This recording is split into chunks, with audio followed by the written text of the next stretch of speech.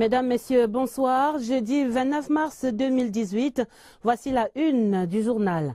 Pour le développement et l'émergence, la route, facteur incontournable au cœur du conseil de cabinet de ce jeudi à l'immeuble Étoile. Le débat et les perspectives sur les chantiers, c'est en tête du journal. Pour la santé du bébé, le lait maternel irremplaçable, le message fort au centre de la journée internationale de l'allaitement maternel ce 29 mars, arguments et contre-arguments dans ce 20h30. Pour l'excellence scolaire dans la région de l'extrême nord, les infrastructures jusque-là en déficit refleurissent après la guerre contre Boko Haram. Des images à voir dans le dossier du journal. Voilà pour les titres. La route au cœur des enjeux de développement. Le conseil de cabinet de ce 29 mars, présidé par le Premier ministre Philemon Yang à l'immeuble Étoile, rappelait le caractère stratégique des projets routiers en cours et l'urgence de leur achèvement. L'exposé du ministre des Travaux publics a confirmé cette priorité. L'autre préoccupation du conseil, la cybercriminalité, présentée par Madame le ministre des Postes et Télécommunications, comme une grave déviance des temps modernes. Le reportage à l'immeuble Étoile, Laurentine Bokono. L'état des routes et autoroutes au Cameroun aujourd'hui tient en quelques chiffres. Pour un linéaire total de 2883 km des routes nationales, régionales et communales, le coût global est estimé à 1658 milliards de francs CFA. Une augmentation substantielle de ce linéaire est attendue dans la construction des axes routiers inscrits dans le plan d'urgence triennal pour l'accélération de la croissance économique et la nécessité de rechercher des financements additionnels. Prescription du Premier ministre chef du gouvernement, prendre toutes les mesures nécessaires en vue de la bonne exécution des différents chantiers routiers et autoroutiers en cours. Quant à la cybercriminalité, l'exposé du ministre des Postes et Télécommunications a porté sur les lignes directrices de la stratégie de lutte contre la cybercriminalité et la délinquance cybernétique. On constate la complexité du cyberespace et des menaces qui s'y rattachent. Comme les technologies évoluent, il est question pour l'ART et pour l'antique de revoir les méthodes de travail parce qu'on ne régule pas un cyberespace de la génération 2G comme un cyberespace qui est dans la convergence avec 3 et 4G. Voilà pourquoi ces structures-là doivent subir une mutation pour s'adapter à l'environnement technologique. Prescription du Premier ministre, renforcer les prérogatives de l'Agence nationale des technologies de l'information et de la communication en matière de surveillance des réseaux électroniques et accentuer le rôle et les responsabilités des opérateurs de communication électronique dans la surveillance et la lutte contre la criminalité cybernétique. En somme, des travaux d'Hercule s'annoncent pour l'antique et l'ART. Et avant les exposés inscrits à l'ordre du jour de ce conseil de cabinet du 29 mars, le Premier ministre Philemon Yang a délivré une communication sur les principaux défis du gouvernement au lendemain du réaménagement gouvernemental du 2 mars dernier. Il a rappelé précisément les orientations du président de la République données au cours du conseil ministériel du 15 mars, à savoir le renforcement des performances de l'économie, l'amélioration des conditions de vie des populations et puis la lutte contre le chômage. Autre rappel d'importance du chef du gouvernement ce jeudi, la nécessaire réduction du train de vie de l'État et le renforcement de la pratique du bilinguisme au sein des administrations publiques. Ces précisions étaient reprises dans le communiqué rendu public à l'issue de ce conseil de cabinet, communiqué signé par le secrétaire général des services du Premier ministre, Séraphin Magloire Fouda. Et de fait, les infrastructures routières constituent une priorité dans les objectifs du gouvernement pour la décennie 2010-2020. À 2 années de cette échéance 2020, le compteur affiche près de 2000 milliards investis dans la construction et la réhabilitation des routes. L'état des lieux de ces chantiers prioritaires. Luc, bienvenue au Nana. Pas de route, pas de déplacement des hommes et des biens, le Cameroun le sait. Le pays n'y perd pas de vue sa vision de développement économique dans 10 ans pas moins. Elle qui fixe parmi les priorités le développement des infrastructures routières. Pour un pays qui veut aller loin, quoi de plus normal que de ménager sa voie, celle qui s'ouvrirait sur un environnement social et économique plus favorable. C'est ainsi que depuis 2010, le Cameroun est en chantier tant pour la construction et l'entretien que pour la réhabilitation de son réseau routier ayant connu une forte dégradation à cause de la grave crise économique des années 1980. Malgré la rareté de l'argent que vivent la plupart des économies aujourd'hui, les pouvoirs publics, à travers l'ingénieur de l'État qu'est le ministère des Travaux publics, restent déterminés dans leur rôle. Et Dieu seul sait combien les faits parlent d'eux-mêmes. Sans priorité aucune, l'on peut citer les chantiers de construction de la route Kumba-Mamfé dans la région du sud-ouest, Mengong-Sang-Melima dans le sud, les autoroutes Yaoundé-Douala et Yaoundé-Nsimalen ou encore les chantiers de construction, de réhabilitation et d'entretien des axes routiers Ngaoundéry-Garoua, Marwa-Bogo et Marwa-Kousseri. À cela, il faut ajouter la route Bamenda-Mamfé-Kok, faisant partie de la transafricaine Lagos-Mombasa ou encore le tronçon de la route nationale numéro 1 Garoua-Boulaye-Ngaoundéry. Des chantiers bien d'autres qui coûtent cher à l'État qui sait bien que sur le chemin de l'émergence, rien ne vaut la route qui n'a pas de prix. Dans la suite du journal, c'est mission accomplie pour la commission Essambé dans la suite du processus électoral pour les sénatoriales du 25 mars dernier. Le président de la Commission nationale de recensement général des votes et son équipe ont en effet remis ce jeudi soir un exemplaire de la copie du décompte des votes effectués dans les 10 régions. Le président du Conseil constitutionnel, Clément Atangana, a félicité la commission Essambé pour le travail effectué dans les délais impartis par la loi. Nous reviendrons naturellement en détail sur ce rapport dans nos prochaines éditions. Il est précieux et gratuit à la fois et pourtant le lait maternel est souvent délaissé par des mamans qui choisissent majoritairement l'allaitement artificiel. Une grave erreur soulignée par la communauté internationale ce 29 mars, journée internationale pour promouvoir l'allaitement maternel. 24 heures donc pour rappeler les vertus de l'alimentation des bébés au sein. Confirmation dans ces échanges entre Agnès Solange Abessolo, notre reporter et des spécialistes ici à Yaoundé. Fini les préjugés autour de l'allaitement maternel. L'affaissement des seins ou des tissus ne constitue quasiment plus un frein à la pratique. Jusqu'à présent, mes seins sont... Après l'allaitement, ça redevient comme c'était. J'ai 2 enfants et mes seins n'ont pas changé. C'est l'allaitement maternel que je donne à mes enfants. Donner le lait maternel à l'enfant, c'est bien pour l'enfant parce que vraiment ça donne la force à l'enfant. Oui, je l'ai fait, 1 an, 3 mois. Et même les hommes semblent avoir compris l'enjeu. Ils n'y trouvent aucun inconvénient, au contraire. L'enfant qui est allaité par le sein de sa mère, en fait, déjà, a plus d'avantages et a plus d'apports nutritionnels par rapport à celui-là qui va prendre peut-être le lait de, comment on dit, son lait de vache. Et le père me disait toujours que laisse d'abord le travail à côté, donne le lait à mon enfant. Oui, qu'elle t'aide bien et elle aura bien la force. Avoir un enfant solide, en bonne santé, les mamans ont bien compris que c'est dès la naissance et même les tout premiers mois que ça se joue. Il est normal d'allaiter l'enfant jusqu'à au moins 13 mois pour que cet enfant soit solide. Uniquement le sein. Parce que par contre avec le lait fait avoir mal les vues et tout. Naturel, peu coûteux et nourrissant. Le lait maternel, une valeur inestimable pour le bébé. Les parents et les spécialistes ne me démentiront pas.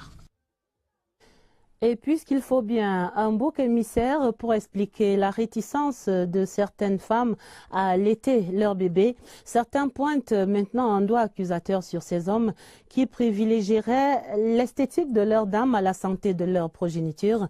Arguments croisés sur le sujet à Yaoundé dans ce reportage de Oswald Modon. On aurait bien cru qu'il en faisait partie. L'allaitement au sein n'est plus l'une des choses du monde les mieux partagées. Et les raisons de cet état des choses sont diverses et variées. propre parfois à chaque individu. Mais certains voient en la réticence des jeunes mamans à donner leur sang au bébé une interdiction du conjoint. Il y a aussi d'autres hommes qui cautionnent d'une part le fait que la femme ne doit pas faire téter le bébé, sinon la poitrine de sa femme va diminuer, va baisser de volume. D'autres trouvent qu'il ne faut pas que sa femme manque de poitrine, parce qu'avec la poitrine de la femme, il sera toujours attiré. Mais ceux qui pensent ainsi ne courent pas les rues. Nous sommes sans doute tombés sur l'exception qui confirme la règle. Pour beaucoup, en effet, l'homme n'est en rien responsable de cette situation. Je ne pense pas que ce soit une opinion réelle, parce que, à la vérité, la femme devrait effectivement donner du sein à son enfant, même pendant 2-3 ans à leurs enfants. Une écrasante majorité pense même qu'il faut trouver les vraies raisons ailleurs, quand la femme n'est elle-même pas pointée du doigt. Je pense plutôt que les femmes allaitent de moins en moins parce qu'elles sortent. Et puis il y a d'autres qui allaitent de moins en moins parce qu'elles veulent préserver leur beauté. Mais je ne pense pas que le fait d'allaiter abîme le corps de la femme. Les hommes n'ont rien à voir avec ça. Et en plus de ça, il y a le fait que les seins tombent aussi vite. Donc ça aussi, ça favorise le fait que les femmes refusent d'allaiter. Difficile pour autant de déterminer l'ampleur du phénomène, surtout que tous, hommes et femmes confondus, reconnaissent les bienfaits de l'allaitement maternel. Dans l'autre actualité en santé, parlons des progrès du programme élargi de vaccination. Le programme est en quête de performance.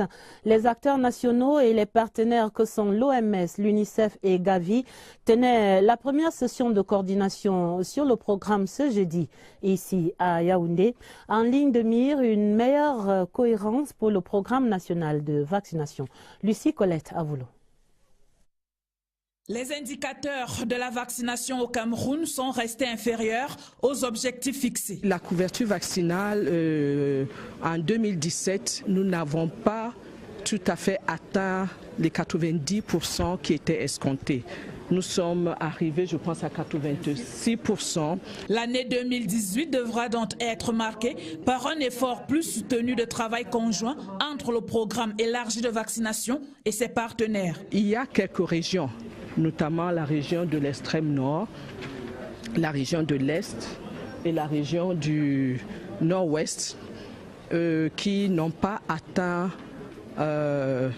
le taux escompté. Cette année, on a mis l'emphase sur les activités qui améliorent la couverture et l'équité, surtout au niveau des populations difficiles d'accès ou alors les populations qui vivent dans l'insécurité. Il faut commencer par mettre le vaccin à la disposition des formations sanitaires et ensuite il y aura un vaste mouvement de formation des personnels de santé à la vaccination en pratique. La mise en place des synergies et des échanges entre toutes les parties prenantes s'impose donc afin d'assurer la vaccination systématique de tous les enfants de 0 à 11 mois. Le dossier du journal pour mettre en lumière le déficit des salles de classe dans la région de l'extrême nord. Les infrastructures n'ont pas suivi la croissance démographique et certaines ont été détruites dans la guerre contre Boko Haram et pas remplacées. Conséquence, des élèves et des enseignants très souvent rassemblés au petit bonheur la chance pour des leçons qui ne seront guère assimilées auprès des arbres. Le regard de Aladji Mustafa à Maroua. Les problèmes d'infrastructure se posent avec acuité dans les établissements scolaires de la région de l'extrême nord. Illustration ici au CETIC de Doualare Maroua qui dispose seulement de 2 salles de classe. Le bloc administratif et les autres salles de classe sont construits en matériaux provisoires. Non loin de là, au lycée de Doualare, c'est encore les salles de classe qui manquent le moins. Nous avons 11 salles de classe, 5 au moins sont dans un état pas très satisfaisant. Et le déficit en salle de classe s'élève actuellement à près de 8. S'il faut que nous fonctionnons dans les normes. Je ne parle pas ici de salles spécialisées, telles les salles d'informatique, tels les laboratoires et ateliers. Un problème qui n'épargne pas aussi l'éducation de base. Dans les écoles primaires, il faut encore 6725 salles de classe supplémentaires, tandis qu'à la maternelle, le besoin est de 371 salles de classe. Une situation qui occasionne les effectifs pléthoriques et du coup, la transmission du savoir devient difficile. Pour contrôler seulement les élèves, c'est difficile. écrit, c'est difficile. Ils sont au sol, tu vois même les rangées. On n'a pas les bancs. Bon, ça rend vraiment le travail très difficile pour nous. Les enseignements exigent un certain confort pour être exercé, n'est-ce pas, avec efficacité. Tant que ce confort n'est pas suffisamment, n'est-ce pas, satisfait, il est difficile, certainement difficile, n'est-ce pas, d'arriver au bout des objectifs que nous nous fixons. Toute chose qui impacte sur les résultats en fin d'année scolaire. Face à cette situation d'urgence, le gouvernement et les partenaires au développement ont pris le taureau par les cornes. Plusieurs salles de classe sont maintenant construites et équipées.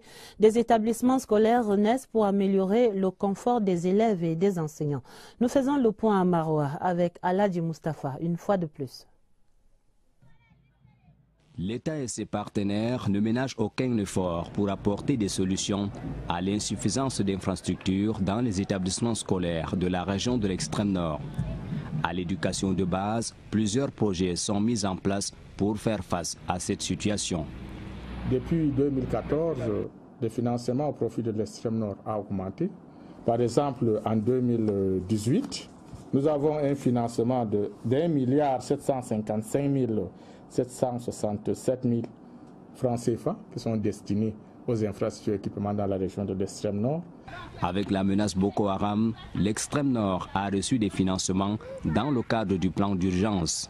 La région de l'extrême nord a bénéficié d'un financement de 4 milliards de francs CFA qui ont permis de construire 208 blocs de 3 salles de classe, 56 forages pour 75 blocs de latrines dans nos écoles.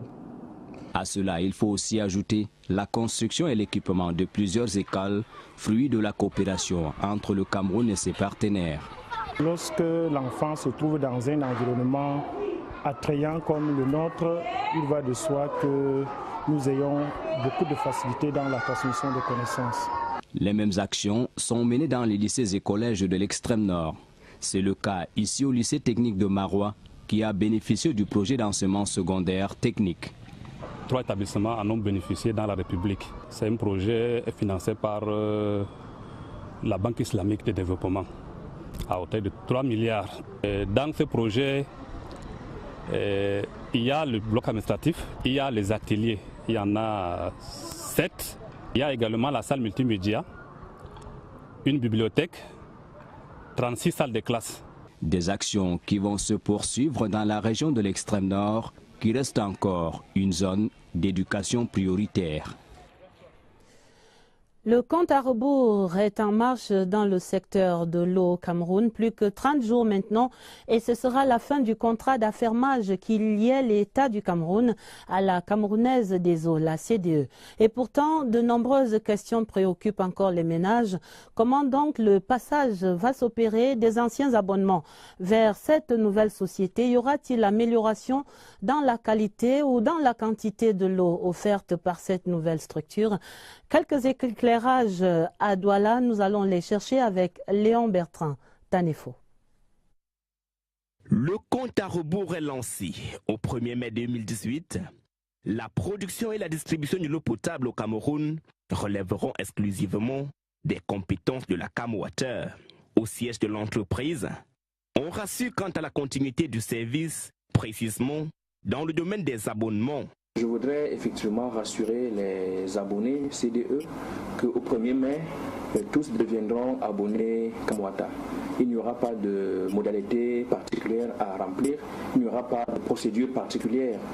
S'ils sont abonnés et qu'ils sont en règle, ils seront immédiatement abonnés CamWater. Une assurance qui apaise, car synonyme de limitation des tracasseries. Mais les douaniers rencontrés pointent encore un doigt accusateur sur la qualité de l'eau et l'inconfort dans les agences. Je fais 3 jours, 4 jours sans avoir l'eau. Je paye souvent mes factures en décotis. Ça traîne.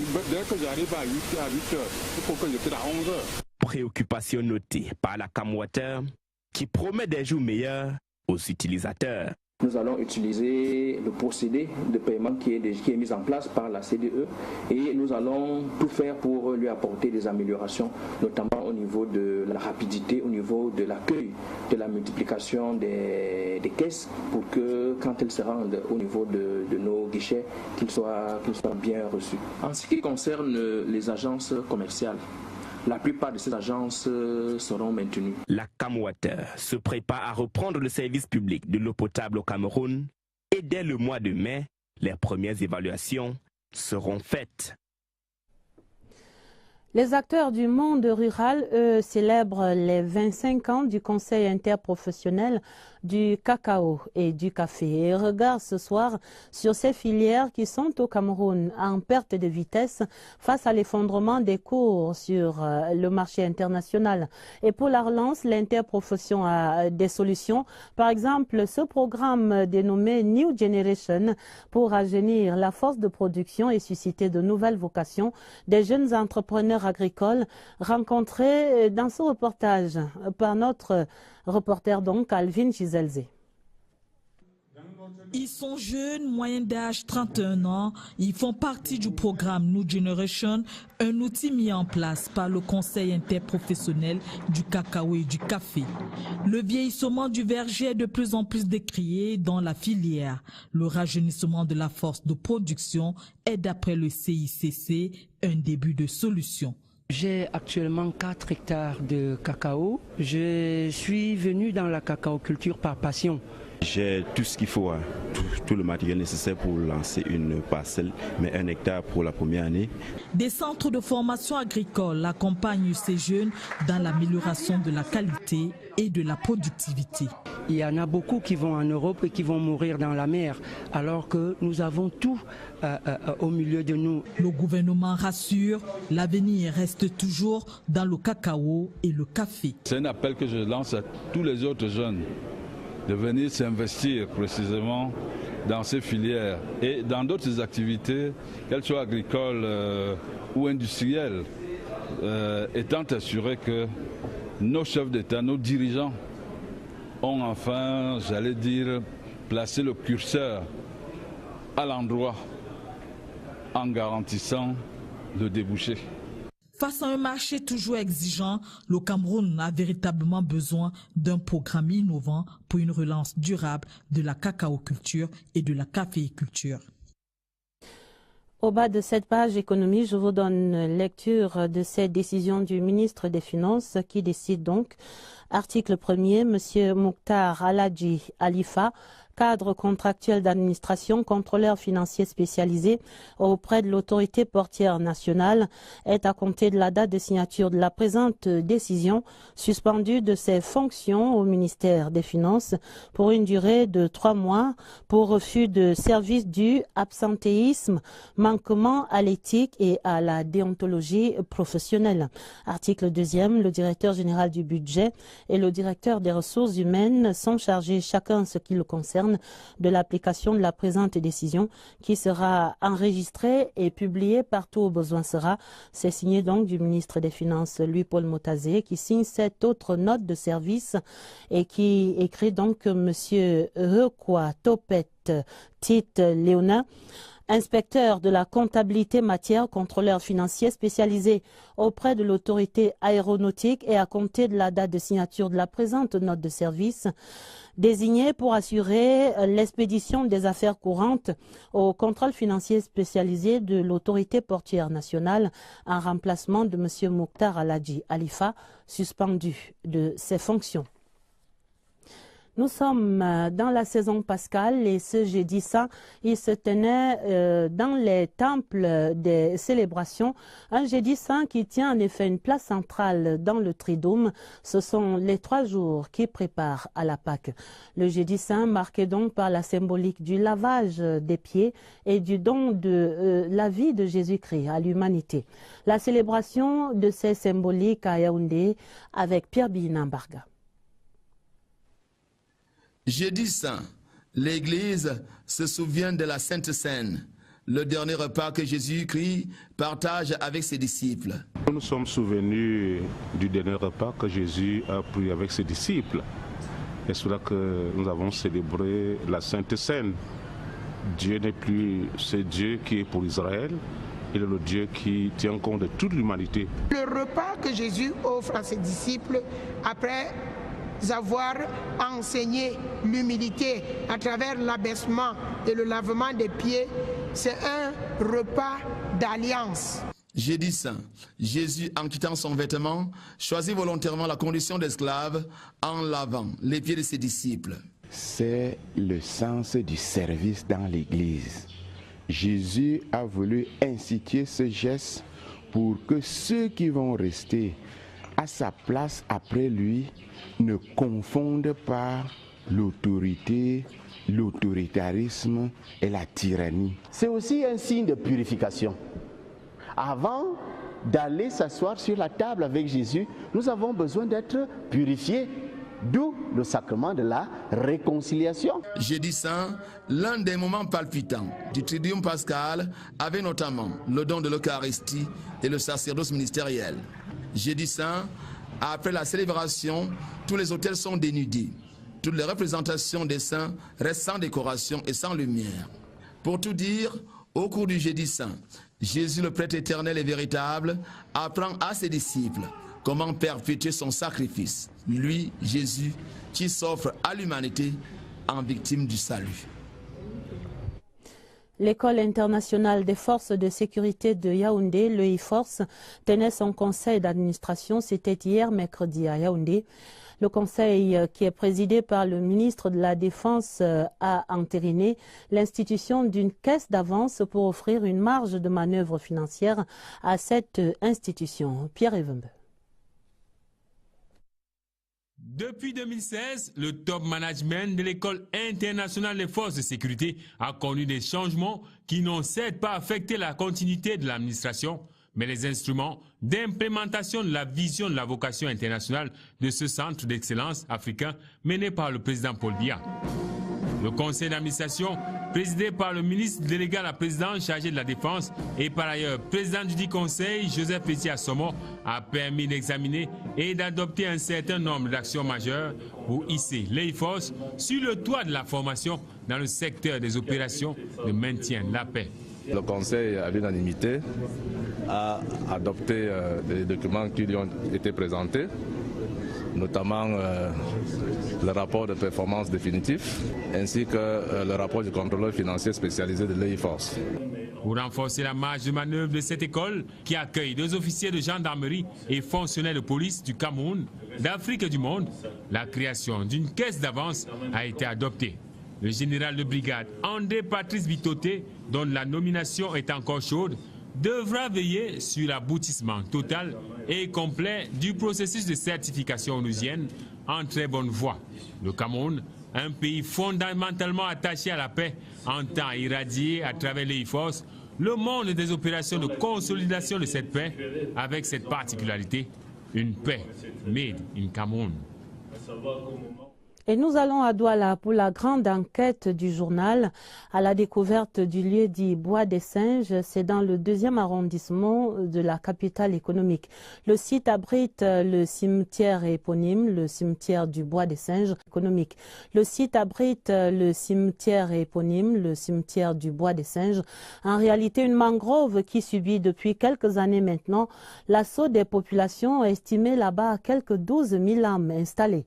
Seulement voilà, ces habitations se créent dans une zone rouge interdite à la construction et directement attenante à l'aéroport et copropriété du port autonome de Douala. L'imbroglio du Bois des Singes à Douala, c'est dans la grande enquête de Léon Bertrand Tanefo de CRTV Littoral.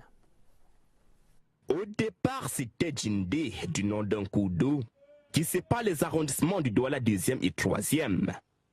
L'histoire révèle que la zone était prisée par les rois en quête de la bonne chair du singe. On a baptisé ce cimetière de Bois des Singes, parce que l'ancien chef de canton Bel avait pour habitude d'aller effectuer la chasse, d'aller chasser dans cette localité. Mais ça, c'était avant. Aujourd'hui, le singe n'est plus maître dans ses bois. 12 000 personnes ont dompté la nature pour ériger des bâtisses Ça a été baptisé Bois des Sages parce que ici, là, on fait du travail en commun. C'est avec beaucoup d'efforts qu'on a pu construire des maisons comme vous voyez. Il y a les personnalités de gouvernement qui ont les maisons ici.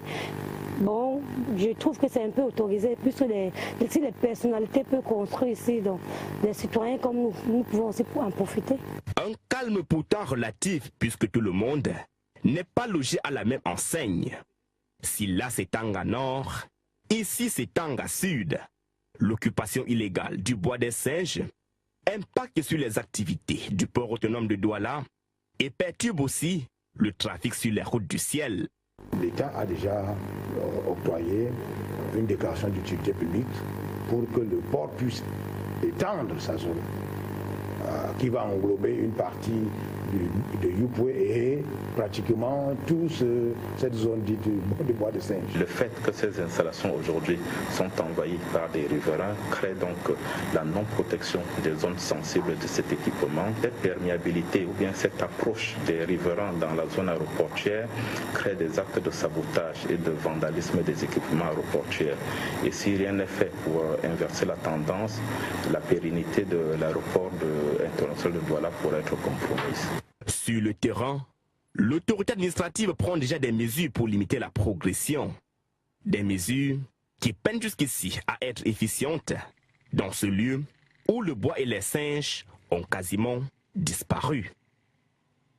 C'est à Douala. La commune d'Obala, nous sommes dans le département de la Léquié, ici au centre, tenait son conseil municipal.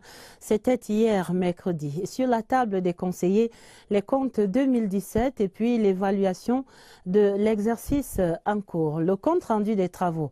Lucie Colette Avoulou. Les 39 conseillers municipaux, représentants de l'exécutif municipal dans les différents villages de la commune d'Obala, au cours de cette session, ont adopté les comptes administratifs, des gestions et des gestions matières de l'exercice 2017. Je suis satisfait des réalisations qui ont été effectuées globalement au niveau de la commune et singulièrement dans ma concession, dans ma circonscription. Toutes les routes qui mènent en Kolchogo, ces routes-là ont été travaillées sur le financement de la commune. L'année 2017 a été une année très difficile. Notre compte administratif par rapport à l'exercice précédent a baissé. Il est de 747 millions. Mais nous pensons que 2018 offre de bonnes perspectives et nous mettrons l'accent sur la collecte des droits et taxes, la sécurisation de ces taxes pour que nos ressources propres augmentent et que nous puissions réaliser un certain nombre de projets au profit de nos populations. Les conseillers municipaux de la commune d'Obala, au sortir de cette session, ont émis le vœu de voir le processus de la décentralisation s'accélérer. En international, les tractations s'accélèrent pour l'élection du nouveau bureau au Parlement africain. L'élection aura lieu du 3 au 9 mai. Et sur les starting blocks, d'autres candidats à côté de notre compatriote et actuel président du Parlement africain, Roger Daniel Nkododan, qui a reçu le soutien des autorités camerounaises, est en pleine campagne. Et nous faisons le point avec Lucrèce Modondjemba. En passe de rempiler à la présidence du Parlement panafricain, Roger Nkododan peut compter sur le soutien des autorités camerounaises et africaines. À ce jour, le président de l'Assemblée a saisi tous les présidents d'Assemblée et de Sénat d'Afrique pour demander le soutien de ma candidature. Et beaucoup de ses collègues lui ont déjà envoyé des réponses positives. Mais moi-même, je suis descendu sur le terrain. J'ai fait à ce jour plus de 25 pays d'Afrique où j'ai été reçu par les chefs d'État et les présidents d'Assemblée. Tous ont confirmé le soutien de la candidature du Cameroun. Et des arguments de campagne, Roger Nkododan en a plein le sac. La crédibilité, la visibilité et la modernisation du Parlement panafricain portent sa griffe. C'est un parlement qui est très visible en Afrique aujourd'hui. Deuxièmement, le parlement a défendu les causes africaines, notamment le Soudan. Le Soudan avait été mis sous embargo par le président Clinton en 1997, donc 20 ans plus tard. Ces sanctions ont été levées l'année dernière grâce au Parlement panafricain. J'ai conduit 2 missions aux États-Unis pour discuter avec le Congrès américain. À la suite de ces discussions, on a levé les sanctions qui pesaient au Soudan. Au niveau européen, nous sommes désormais au même pied d'égalité que le Parlement européen pour défendre les causes africaines. Deuxièmement, dans le cadre des engagements que nous avons pris, toujours pour moderniser notre Parlement, nous avons conclu un accord de financement de 5 800 000 € avec le Parlement européen. Il y a les acquis, mais il y a aussi ces chantiers contenus dans les différents agendas africains de développement socio-économique. Roger Nkodo attend et a apporté sa touche. Il y a l'agenda 2063. Les 10 premières années de l'agenda 2063 doivent être expérimentées grâce au Parlement panafricain. Il y a également l'agenda 2030, terre les armes en Afrique. Il nous faut un Parlement très performant, très présent et très efficace sur le terrain. Le programme et le bilan de Roger Nkodo à la tête de l'Auguste Chambre continentale parle pour lui. Et les députés panafricains sauront certainement s'en souvenir le moment venu. Et avant de refermer ce journal, ces faits de plus en plus récurrents, des faits insolites dans nos cités pourtant bien protégées, un bœuf qui s'attaque aux hommes, aux êtres humains. La scène est surréaliste, mais le drame s'est déroulé récemment et il remet au goût du jour les questions relatives à la proximité de nos abattoirs avec des résidences et la circulation même des bœufs et autres moutons sur les voies publiques à Yaoundé, à Douala et dans d'autres villes au Cameroun. Le phénomène n'est pas sans conséquences sur la santé et sur la sécurité des êtres humains. Confirmation dans cette enquête de Augustin Bichoka. Voici une photo qui a fait le tour des réseaux sociaux et qui remet au goût du jour la problématique des conséquences de la proximité entre l'homme et l'animal. Le fait de vivre justement avec des animaux, cela nous expose justement à certaines maladies animales, c'est-à-dire des maladies qu'on nous retrouvons normalement chez les animaux et qui sont justement susceptibles d'être transmises à l'homme. On appelle justement ces maladies des zoonoses. Les animaux en général, peut-être parler beaucoup plus des animaux sauvages, comme on les appelle communément, généralement se sentent attaqués lorsque nous entrons dans leur territoire. Dans les marchés des centres urbains où sont aménagés des espaces servant d'abattoirs, l'être humain développe ses activités même s'il reste bien exposé quotidiennement à la violence des animaux parce que vivant tous dans la même biodiversité. Nous on se bat. Quand tu vois que le bœuf est déjà sorti ici, c'est que c'est le bœuf qui est méchant. Donc il y a vraiment les gens qui combattent les bœufs ici.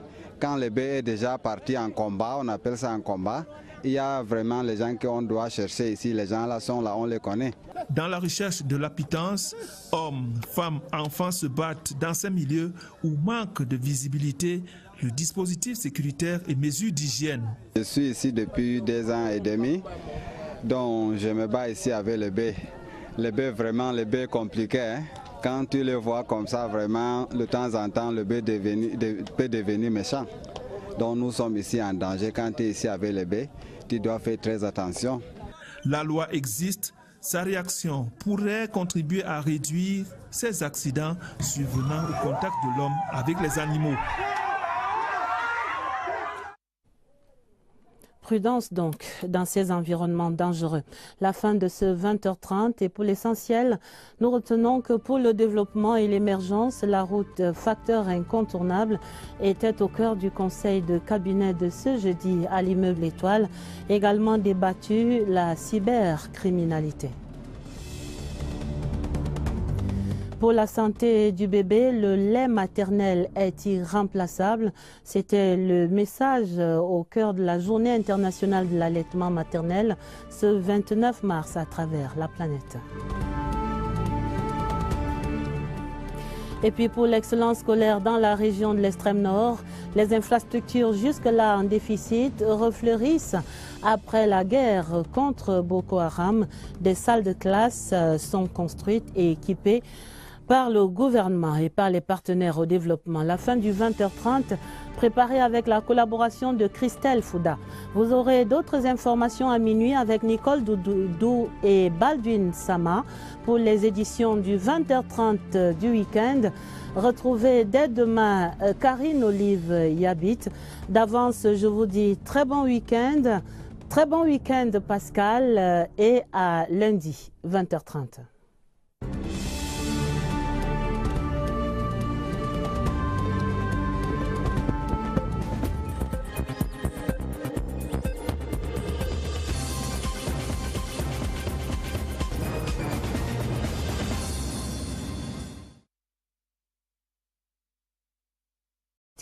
Dans la construction et la réhabilitation des routes, l'état des lieux de ces chantiers prioritaires. Luc, bienvenue au Nana.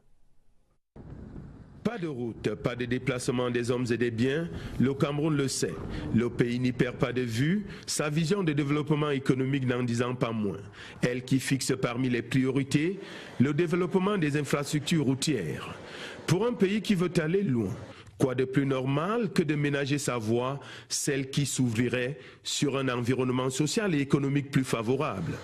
C'est ainsi que depuis 2010, le Cameroun est en chantier tant pour la construction et l'entretien que pour la réhabilitation de son réseau routier ayant connu une forte dégradation à cause de la grave crise économique des années 1980. Malgré la rareté de l'argent que vivent la plupart des économies aujourd'hui, les pouvoirs publics, à travers l'ingénieur de l'État qu'est le ministère des Travaux publics, restent déterminés dans leur rôle. Et Dieu seul sait combien les faits parlent d'eux-mêmes. Sans priorité aucune, l'on peut citer les chantiers de construction de la route Kumba-Mamfé dans la région du sud-ouest, Mengong-Sang-Melima dans le sud, les autoroutes Yaoundé-Douala et Yaoundé-Simalen ou encore les chantiers de construction, de réhabilitation et d'entretien des axes routiers Ngaoundéry-Garoua, Marwa-Bogo et Marwa-Kousseri. À cela, il faut ajouter la route Bamenda-Mamfé-Kok, faisant partie de la transafricaine Lagos-Mombasa ou encore le tronçon de la route nationale numéro 1 Garoua-Boulaye-Ngaoundéry. Des chantiers bien d'autres qui coûtent cher à l'État qui sait bien que sur le chemin de l'émergence, rien ne vaut la route qui n'a pas de prix. Dans la suite du journal, c'est mission accomplie pour la commission Essambé. Dans la suite du processus électoral pour les sénatoriales du 25 mars dernier, le président de la Commission nationale de recensement général des votes et son équipe ont en effet remis ce jeudi soir un exemplaire de la copie du décompte des votes effectués dans les 10 régions. Le président du Conseil constitutionnel, Clément Atangana, a félicité la commission Essambé pour le travail effectué dans les délais impartis par la loi. Nous reviendrons naturellement en détail sur ce rapport dans nos prochaines éditions. Il est précieux et gratuit à la fois et pourtant le lait maternel est souvent délaissé par des mamans qui choisissent majoritairement l'allaitement artificiel. Une grave erreur soulignée par la communauté internationale ce 29 mars, journée internationale pour promouvoir l'allaitement maternel. 24 heures donc pour rappeler les vertus de l'alimentation des bébés au sein. Confirmation dans ces échanges entre Agnès Solange Abessolo, notre reporter et des spécialistes ici à Yaoundé. Fini les préjugés autour de l'allaitement maternel. L'affaissement des seins ou des tissus ne constitue quasiment plus un frein à la pratique. Jusqu'à présent, mes seins sont... Après l'allaitement, ça redevient comme c'était. J'ai 2 enfants et mes seins n'ont pas changé. C'est l'allaitement maternel que je donne à mes enfants. Donner le lait maternel à l'enfant, c'est bien pour l'enfant parce que vraiment ça donne la force à l'enfant. Oui, je l'ai fait, 1 an, 3 mois. Et même les hommes semblent avoir compris l'enjeu. Ils n'y trouvent aucun inconvénient, au contraire. L'enfant qui est allaité par le sein de sa mère, en fait, déjà, a plus d'avantages et a plus d'apports nutritionnels par rapport à celui-là qui va prendre peut-être le lait de, comment on dit, son lait de vache. Et le père me disait toujours que laisse d'abord le travail à côté, donne le lait à mon enfant. Oui, qu'elle t'aide bien et elle aura bien la force. Avoir un enfant solide, en bonne santé, les mamans ont bien compris que c'est dès la naissance et même les tout premiers mois que ça se joue. Il est normal d'allaiter l'enfant jusqu'à 13 mois pour que cet enfant soit solide. Uniquement le sein. Parce que par contre avec le lait fait avoir mal les vues et tout. Naturel, peu coûteux et nourrissant, le lait maternel, une valeur inestimable pour le bébé. Les parents et les spécialistes ne me démentiront pas. Et puisqu'il faut bien un bouc émissaire pour expliquer la réticence de certaines femmes à allaiter leur bébé, certains pointent maintenant un doigt accusateur sur ces hommes qui privilégieraient l'esthétique de leur dame à la santé de leur progéniture. Arguments croisés sur le sujet à Yaoundé dans ce reportage de Oswald Modon. On aurait bien cru qu'il en faisait partie. L'allaitement au sein n'est plus l'une des choses du monde les mieux partagées. Et les raisons de cet état des choses sont diverses et variées, propres parfois à chaque individu. Mais certains ouvrent de l'eau potable au Cameroun et dès le mois de mai, les premières évaluations seront faites. Les acteurs du monde rural, eux, célèbrent les 25 ans du Conseil interprofessionnel du cacao et du café et regardent ce soir sur ces filières qui sont au Cameroun en perte de vitesse face à l'effondrement des cours sur le marché international. Et pour la relance, l'interprofession a des solutions. Par exemple, ce programme dénommé New Generation pour rajeunir la force de production et susciter de nouvelles vocations des jeunes entrepreneurs agricoles rencontrés dans ce reportage par notre reporter donc Alvin Giselze. Ils sont jeunes, moyenne d'âge 31 ans. Ils font partie du programme New Generation, un outil mis en place par le Conseil interprofessionnel du cacao et du café. Le vieillissement du verger est de plus en plus décrié dans la filière. Le rajeunissement de la force de production est, d'après le CICC, un début de solution. J'ai actuellement 4 hectares de cacao. Je suis venu dans la cacaoculture par passion. J'ai tout ce qu'il faut, tout le matériel nécessaire pour lancer une parcelle, mais 1 hectare pour la première année. Des centres de formation agricole accompagnent ces jeunes dans l'amélioration de la qualité et de la productivité.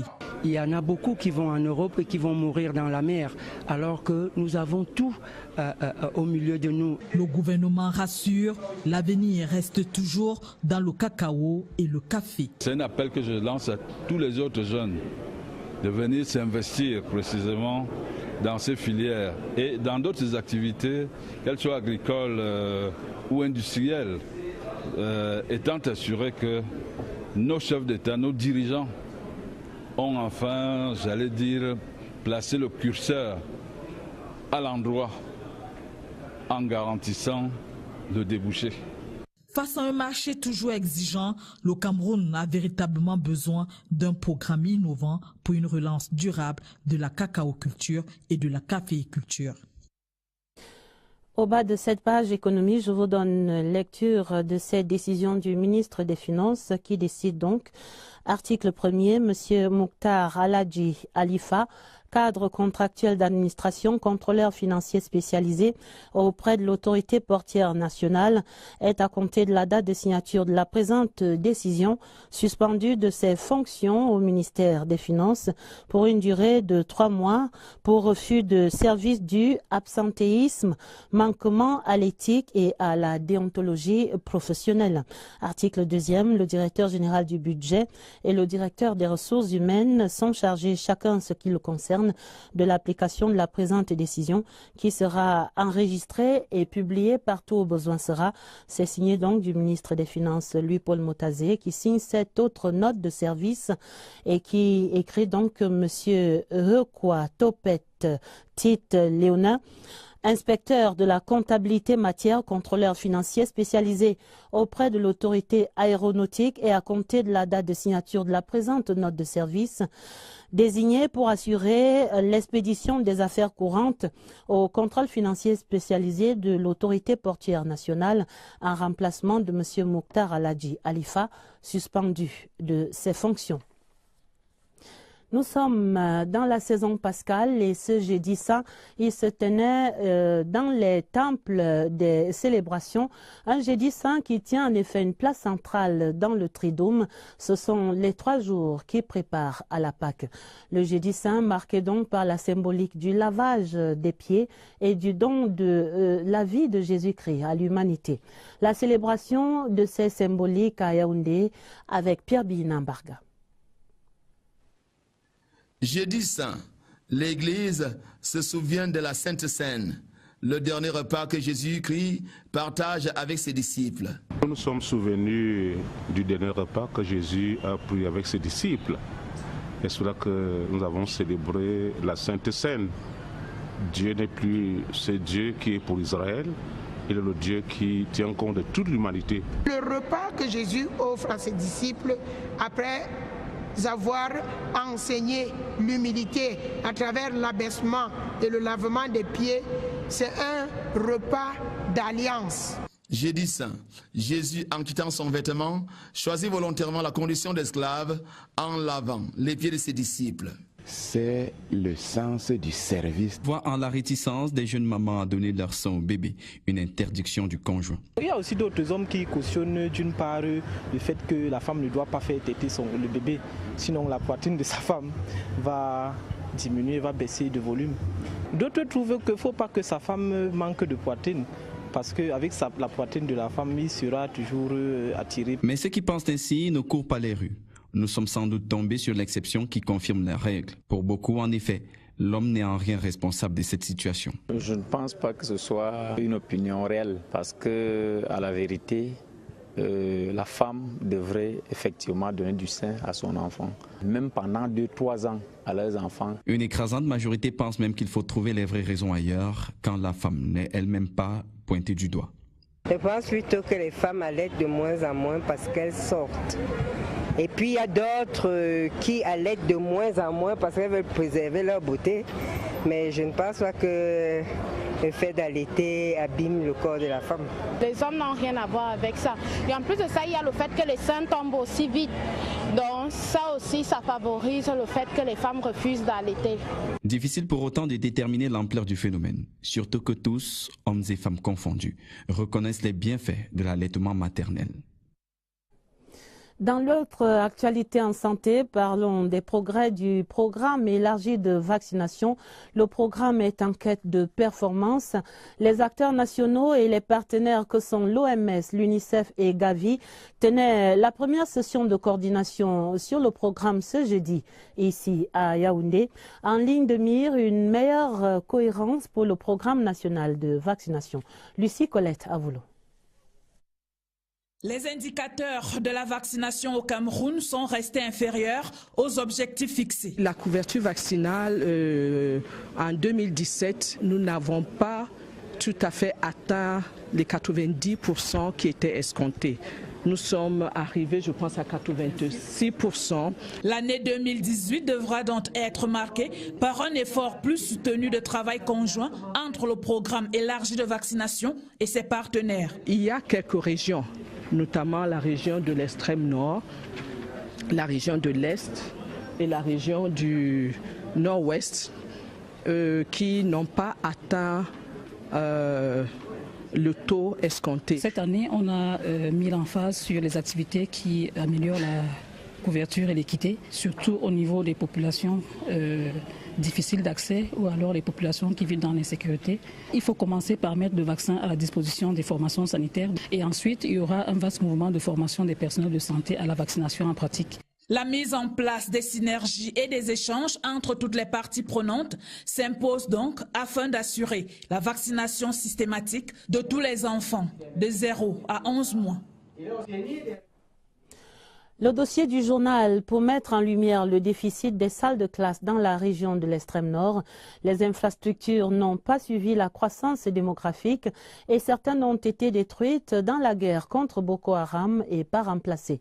Conséquence, des élèves et des enseignants très souvent rassemblés au petit bonheur la chance pour des leçons qui ne seront guère assimilées auprès des arbres. Le regard de Aladji Mustafa à Maroua. Les problèmes d'infrastructure se posent avec acuité dans les établissements scolaires de la région de l'extrême nord. Illustration ici au CETIC de Doualare Maroua qui dispose seulement de 2 salles de classe. Le bloc administratif et les autres salles de classe sont construits en matériaux provisoires. Non loin de là, au lycée de Doualare, c'est encore les salles de classe qui manquent le moins. Nous avons 11 salles de classe.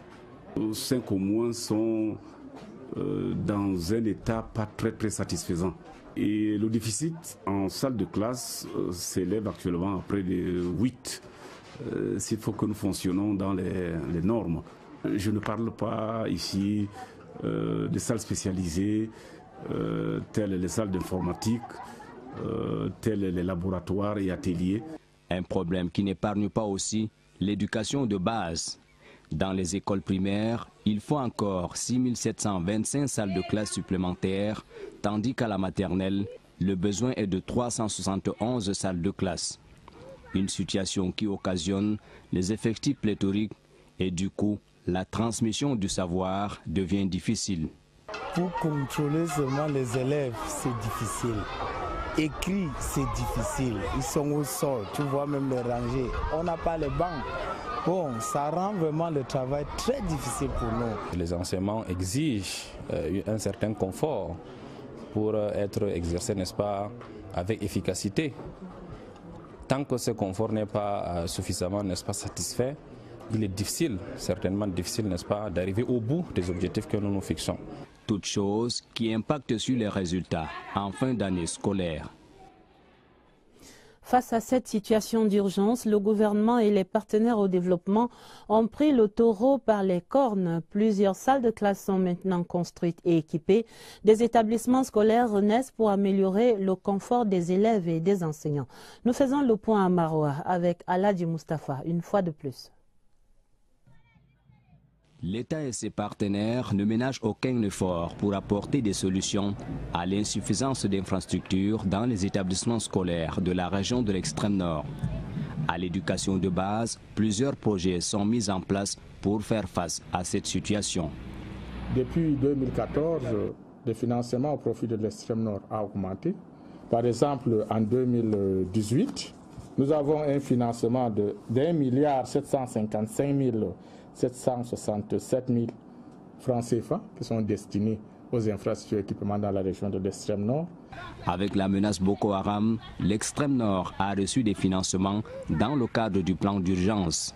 La région de l'extrême nord a bénéficié d'un financement de 4 milliards de francs CFA qui ont permis de construire 208 blocs de 3 salles de classe, 56 forages pour 75 blocs de latrines dans nos écoles.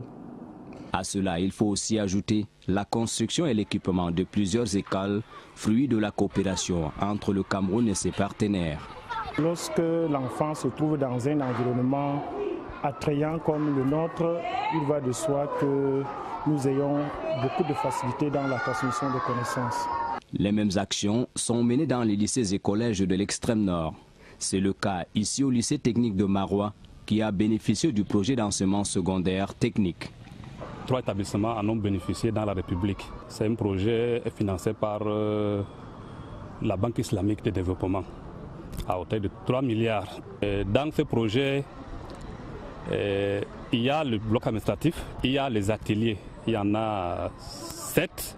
Il y a également la salle multimédia, une bibliothèque, 36 salles de classe. Des actions qui vont se poursuivre dans la région de l'extrême nord, qui reste encore une zone d'éducation prioritaire. Le compte à rebours est en marche dans le secteur de l'eau au Cameroun, plus que 30 jours maintenant, et ce sera la fin du contrat d'affermage qui liait l'État du Cameroun à la Camerounaise des eaux, la CDE. Et pourtant, de nombreuses questions préoccupent encore les ménages. Comment donc le passage va s'opérer des anciens abonnements vers cette nouvelle société? Y aura-t-il amélioration dans la qualité ou dans la quantité de l'eau offerte par cette nouvelle structure? Quelques éclairages à Douala, nous allons les chercher avec Léon Bertrand, Tanefo. Le compte à rebours est lancé. Au 1er mai 2018, La production et la distribution de l'eau potable au Cameroun relèveront exclusivement des compétences de la Cam Water. Au siège de l'entreprise, on rassure quant à la continuité du service, précisément dans le domaine des abonnements. Je voudrais effectivement rassurer les abonnés CDE qu'au 1er mai, tous deviendront abonnés Camwater. Il n'y aura pas de modalité particulière à remplir, il n'y aura pas de procédure particulière. S'ils sont abonnés et qu'ils sont en règle, ils seront immédiatement abonnés Camwater. Une assurance qui apaise, car synonyme de limitation des tracasseries. Mais les douaniers rencontrés pointent encore un doigt accusateur sur la qualité de l'eau et l'inconfort dans les agences. Je fais 3 jours, 4 jours sans avoir l'eau. Je paye souvent mes factures en décotis. Ça traîne. Dès que j'arrive à 8 heures, il faut que je quitte à 11 heures. Préoccupation notée par la Cam Water qui promet des jours meilleurs aux utilisateurs. Nous allons utiliser le procédé de paiement qui est mis en place par la CDE et nous allons tout faire pour lui apporter des améliorations, notamment au niveau de la rapidité, au niveau de l'accueil, de la multiplication des caisses pour que quand elles se rendent au niveau de nos guichets, qu'ils soient bien reçus. En ce qui concerne les agences commerciales, la plupart de ces agences seront maintenues. La Cam Water se prépare à reprendre le service public.